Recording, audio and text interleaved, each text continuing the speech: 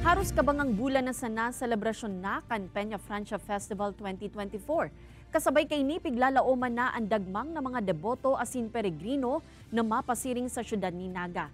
Munya na taon man ang ikasanggatos na anibersaryo kan coronation sa patron kan Bicolandia kung saan may mga bisita magin sa luwas kan Pilipinas.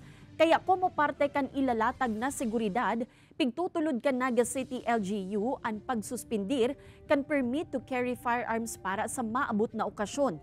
Nakapalaman sa resolution na pinasar sa Konseho kan syudad na mapuun ang gun ban sa Setyembre 5 hasta 22 o sa kasagsagan kan darakulang aktibidad kan Peña Francia Festival. Pigahalat na sana kan LGU ang magiging tugon kan Campo Crame sa nasabing kahagadan. En kasong maaprubaran, solamenteng ang mga uniformed personnel sana ang matutugutang magdara nin badil. Actually, ako na yung bago si mga nakaagit ang mga Peña Francia Festival celebrations para mas makasiguro and mas madali ang pag-manage ng kapulisan sa tuyang Paseo Hotel.